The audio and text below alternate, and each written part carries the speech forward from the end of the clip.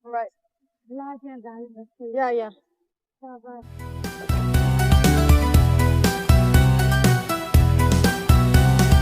Habis mari ikut syuk. Video ini memaparkan satu situasi yang sederhana tapi membawa pengajaran tentang cara memberi bantuan dengan lebih berkesan. Rakaman ini dikongsikan oleh pemilik akaun TikTok Manja Kani. Dalam video tersebut, seorang wanita didatangi oleh seorang ibu yang mengandung anak kecil dan meminta bantuan wang untuk membeli susu. Namun wanita tersebut tidak terus memberikan wang tunai. Sebaliknya, dia memilih untuk membantu dengan cara yang lebih selamat. Wanita itu membawa ibu dan anak tersebut ke sebuah farmasi iaitu Big Farmasi bagi membeli keperluan yang diperlukan. Di dalam farmasi, wanita itu membantu memilih beberapa barangan penting, antaranya krim untuk wajah bayi kerana muka kanak-kanak itu kelihatan seperti baru terlibat dalam kemalangan. Lampin pakai buang, syampu rambut serta tuala wanita untuk kegunaan si ibu. Walaupun tujuan asal ibu tersebut adalah untuk membeli susu, stok susu yang dimaksudkan tidak terdapat di farmasi tersebut. Akhirnya wanita tersebut tetap membeli barangan keperluan lain. Jumlah keseluruhan yang dibayar adalah sebanyak RM116.50.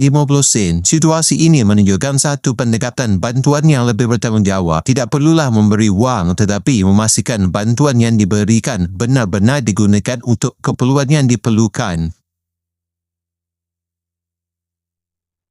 Right. Yeah, yeah.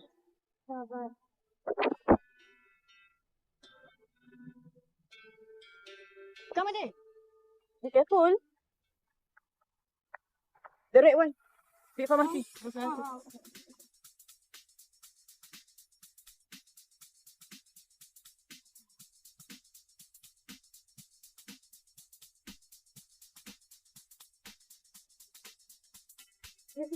Yep.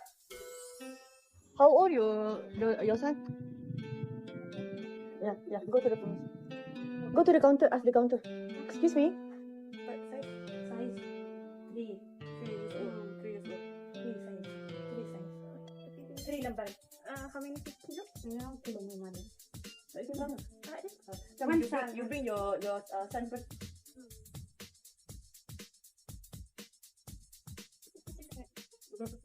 Tak gerak.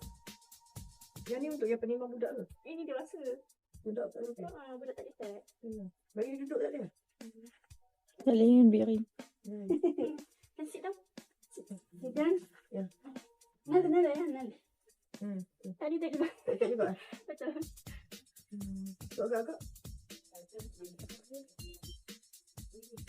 Second. Dia betul. Ni dia pergi. Pergi ni.